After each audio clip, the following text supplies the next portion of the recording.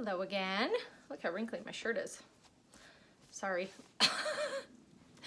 I am a busy mom, and I also have to like hurry and film these videos while the kids are having screen time.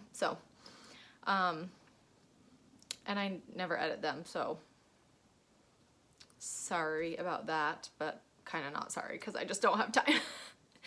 Anyways, today I wanted to talk about mental health. Specifically OCD. I have struggled with OCD since I was probably 11 years old. Was probably officially diagnosed at like 24, something like that. I've had many different subtypes of OCD. Currently I have pure OCD, which for those of you that don't know about OCD, pure OCD is basically all in your head. Like you're doing compulsions in your head. You're not physically washing your hands or physically checking things. You're checking things in your mind. So yeah, I've gone through multiple subtypes. I've had religious OCD. I've had where I had to say sorry over and over and over. I've had where I was terrified to spin. Like if I turned this way, I just had this fear that I was like going to be stuck in a spin. So it's almost like I would have to, like, if I turned this way, turn the other way, or like I couldn't turn around. Like if I was in a room and I had to turn and go this way, I had to really think about which way I would turn. Otherwise I would feel like I was going to be dizzy. Even though I wasn't physically, I was scared of that thought that I would be dizzy. I've gone through many different ones. Having to hear what my kids and husband say perfectly. If I don't hear them perfectly, I have to ask again, or I have to correct myself if I don't say things perfectly or explain things perfectly. Lots of different ones. Right now the main one is pure OCD, but I also do still struggle with like having to ask my kids or explain things perfectly. Another weird one that I struggle with for some reason is throwing things in the garbage can. Like when I throw things in the garbage can, it sticks in my head. And I think it started out as I was kind of paranoid about recycling. Like I was like, we gotta save our planet, we gotta recycle and do our part. So I think it started out as that. And now I don't care about that as much, but it's still kind of there where I'm like, I throw something away and I'm like, oh, what did I throw away? Did I throw it in the right garbage? And it's this fear of it getting stuck in my head and me not being able to move forward or do anything else the rest of the day. Which, it's so silly because in my normal mind, it's like, I know these things are so silly and I'm like, oh my gosh, who cares what I throw in the garbage can? But the crazy thing about OCD is it can be the smallest thing and it will make you feel like you're gonna die. Like the panic in your body, the fears that it creates, it's terrifying. Really, honestly, it's terrifying. And unless you deal with it, you probably wouldn't obviously you wouldn't understand the feeling. And that's the problem, is that that feeling is hard to move past. Feeling like really bad things are gonna happen or like you're gonna die if you don't check the stove before you leave the house or whatever it is. So I have gone through therapy through NoCD. It has helped tremendously. I'm still kind of doing it. I did the whole program and I just started to get better towards the end, just because OCD is triggering for me. And so it was hard for me to pay attention in the sessions. So for me specifically, like for me personally, I mean, I didn't start to get better until the end. So I decided to kind of do more therapy. But I will share the things that have helped me. So with pure OCD, I really, really struggled with this one the last couple years or so. I don't know. But it's hard. It's like stuff would just stick in my mind, or if I thought about something the wrong way, it's like I would have to fix it in my head and think about it the right way, or if I thought the wrong thought, or if I started thinking a thought and then my kids interrupted me, I had to finish that thought before I could move on. Like, it just was debilitating. Absolutely debilitating. Like, I couldn't do anything. I could barely get out of bed because it was like, oh, if I think the wrong thing, I'm going to have to rethink it again. So I'm going to have to be sitting here, and it's like, there's things to do. I have to take my kids to school. I have to do all this stuff. And I just felt like I was in a complete, like, brain fog. Like, I couldn't even think to, like, look at one of the kids' school papers because my mind was just so stuck on these things that I had to remember. Oh, I have to remember to rethink about that later because I didn't finish thinking about it. It was like this mental checklist of things that I had to do and I had to remember. So then when it came to real life stuff, like, I just wasn't there mentally. It's like, oh, but I have to remember to think about this thing that I didn't finish thinking about. So I can't even focus on this paper that I have to read for my son's first grade class. And it just honestly was so bad. It was so debilitating. I just seriously felt like a shell of myself. I felt like I couldn't even think. Like almost like my brain didn't belong to me. And I had to do all these things, and I couldn't even think clearly to plan something or to even go to the grocery store. And this lasted quite a while. And finally, something clicked. It finally was like, oh, the reason I feel so confused and stuck all the time and like I can't think clearly is because I'm doing mental compulsions. And mental compulsions are extremely hard because you don't always know when you're doing them. Because you're with your brain all the time, right? Like, it's not like checking the doorknobs all day. It's like you're it's in your head. So I kind of realized the reason I was staying so stuck on stuff is because I was doing mental compulsions. I was trying to kind of store that thing in my mind in case I needed to fix it later. In case I needed to check the garbage can later to make sure I threw that in the right garbage can. And it sounds crazy. And that's why it's called mental illness. It is something wrong in the brain. They call OCD sticky brain because it gets stuck. Something isn't working properly. And so, like, this book that I've read, it's like they refer to it as like the difference between an automatic car and a manual car. So it's like people without OCD have an automatic. They can move from one thing to the next. Whereas people with OCD, it's like they have to try really hard to move from one thing to the next and not get stuck. And it's effort. It's it's work. But the thing so finally it clicked that I was doing mental compulsions, and the thing that helped me the most was that my therapist told me, think of it as a bee sting. So a bee will sting and then it will leave. And anything past that bee sting is a mental compulsion. So even if it's sticking in your mind and you're thinking about it, now it's one thing if a thought comes to your mind, that's different, right? We can't control the thoughts that come in and out of our mind all day. We just can't. But it's like anything past the bee sting that we are thinking about it, that's a compulsion. And so some days I'm walking around thinking in my head, bee sting, bee sting, bee sting, because I have to remind myself, nope, you don't need to keep thinking about that. Nope, move on. Nope. And it's hard. It's hard, but it has finally worked for me. It's what has finally worked to where I'm like, I would rather feel uncomfortable, because with OCD, you're going to feel uncomfortable. But I would rather feel uncomfortable sitting with what was that that was bothering earlier? Or me not remembering the things that were bothering me, rather than the uncomfortable of all day long, I'm repeating stuff in my head. I'm repeating the same phrases in my head, like sometimes like just something someone says, like a little thing.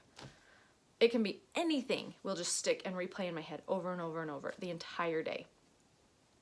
So I learned, like, okay, I would rather sit with the uncomfortable of maybe not remembering what it was that bothered me, or letting go and sitting with the uncomfortable of like, ooh, ooh, I feel like I need to fix that, but I'm not going to, and moving on. And that is what has finally clicked and worked for me.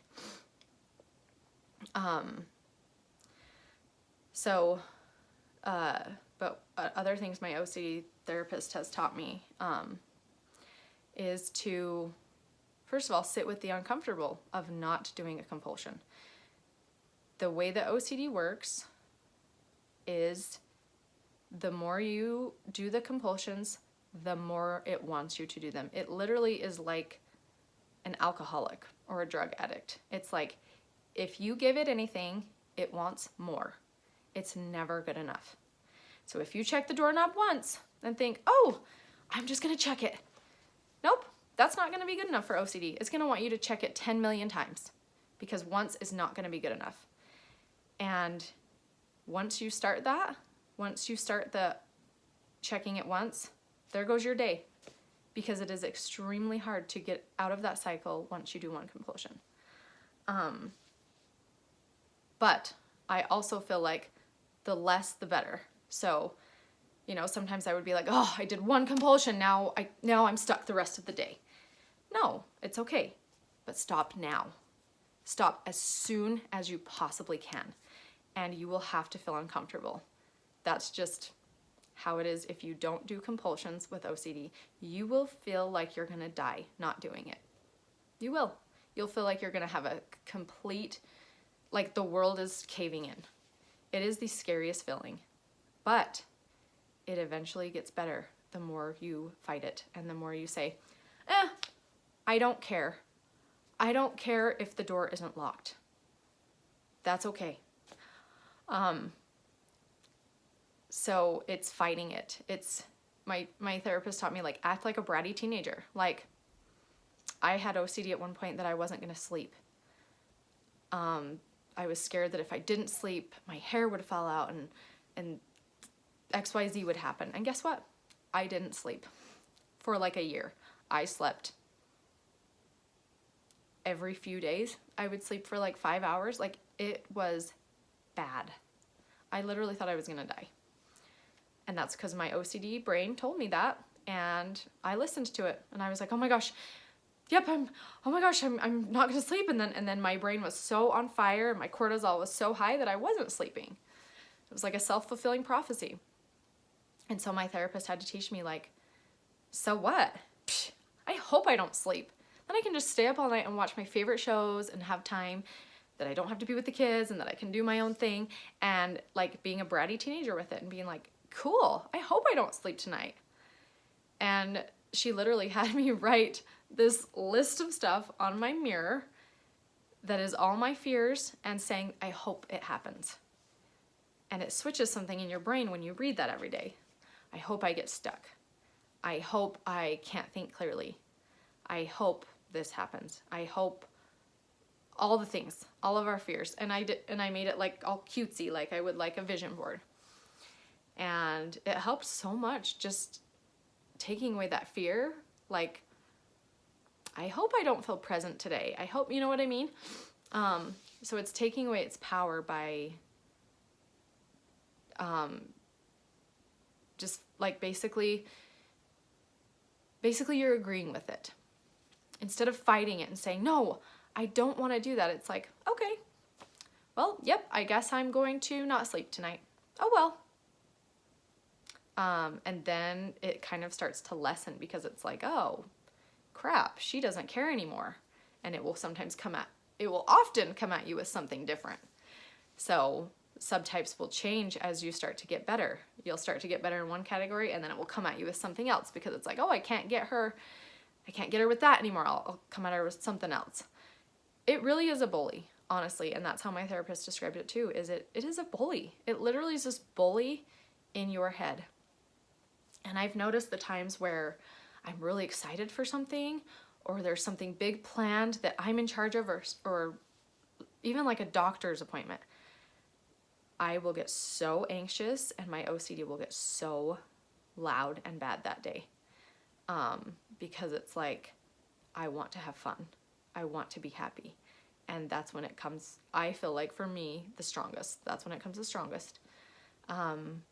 And it has made me avoid situations. It's made me not want to go be with people. It's made me just become a hermit.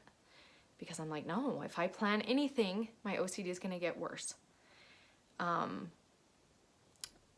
But after quite a while of doing that, and working with my therapist, it was like, no, you've got to force yourself to be in those situations that give you anxiety, because they're good practice for you to deal with your OCD and show it that you're the boss. It's not the boss. And you can be like, yeah, maybe it will be a crappy time. Maybe I'll have a crappy time. Maybe people won't be happy at this barbecue. Maybe I will screw it up. Oh well, that's life. Things happen. Things aren't perfect. And so it's a lot of that. And I can go into more detail, more videos. But it's a lot of just not doing what the OCD is telling you to do and doing the opposite. And it works. It's hard. It's extremely hard, but it works. And I highly recommend going through no CD if you have OCD. That sounds funny. Sounds like a song. Because going to a general therapist can sometimes make it worse. They don't understand OCD like no CD does. They have studied it. They know their stuff. And I know that from experience, because I cannot believe how much my therapist knows about it and how heard I felt. Just like, I don't know. They really, really, really know OCD and how best to help you. So I highly recommend not going to like a general therapist, going through no CD. This is not sponsored in any way. This is my honest opinion, because it has helped me so much. And I went to a general therapist like one or two sessions, and after she had to pull out her book and look up about OCD, I was like, yeah, this isn't gonna work. She doesn't know anything about it. Like, this is an intense illness. It's so complicated and complex, and she's having to pull out a book and like find out what to do. I can read books. So for me, that didn't work. And I feel like it can probably make it worse sometimes, because they just don't know how to deal with it. So no CD is online too. It's so nice. You can just sit in your house and get therapy. It's fantastic. Therapy was very triggering for me. Me personally, because one of my fears is not being able to be present in a situation, because I'm so stuck on the thoughts in my head. And so having to talk to this therapist one-on-one while my brain is stuck on something else was very triggering for me. So I hated doing therapy just for that simple fact. But at the same time, it was helping me. So there were some sessions where I was like, there was one session in particular where I had to stop and be like, I don't even know what you're saying to me right now. I'm so stuck on this thing that you said previously or that happened previously. I can't even think right now. And just a complete meltdown. And I was so scared to do that with my therapist. But then when I would tell her stuff like that, she would help me through it. She would tell me to breathe. She would tell me to ground myself, to, So I kind of want to do it the rest of my life. Like, it has helped me so much. I got to a place where I was like, this is never going to end. I'm never going to be happy again. Like, I just wanted to die, honestly. Like, I was like, life sucks. OCD is like, it's just taken over my life, and I'm never gonna be able to think clearly. I'm never gonna be able to be happy again. And I got to a point where I was just like, I just hope I die. And then talking to my therapist, and it was like this. It was like, I talked to her and I was like, oh, there is hope. There is light. Just like so quickly after talking to her, I saw hope after feeling like there was no hope. So again, I highly recommend. It is expensive to do no CD. It's expensive. It just is. But it's worth every penny, in my opinion. So if you can sacrifice and see if they'll work with you with payments, I really think they will, and just try to make it work. It will, I feel like it will help you tremendously in life. So I should probably end this because it's getting long, but like I said, I will be doing a bunch of videos about mental health and all of the things, religion. So I hope you guys have a good day, and just remember, there is hope. There is always hope.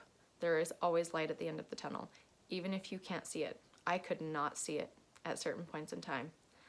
I was like, nope, I'm going to be like this forever, and I just want to die. And this is terrible, and life sucks. And it won't stay that way forever. So just hang in there, and one day at a time. Sometimes I can't even do one day at a time. I can do one moment at a time. In fact, my husband had to help me with that. Like, Jen, what is the next task that you have to do today? And it was like, that's as far ahead as I could do. What's the next thing? Then I couldn't even think about a whole day.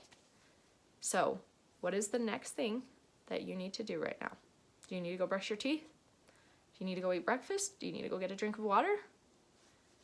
Do you need to take a nap? Focus on one thing at a time, and things will get better. Just hang in there. So I hope you all have a good day, and feel free to message me on Instagram or Facebook. I don't usually allow comments because I've seen some really rude people online, and I don't want to deal with it. So if you want to message me, like I said, find me on Instagram or Facebook, Jenica Black. And yeah, have a good day.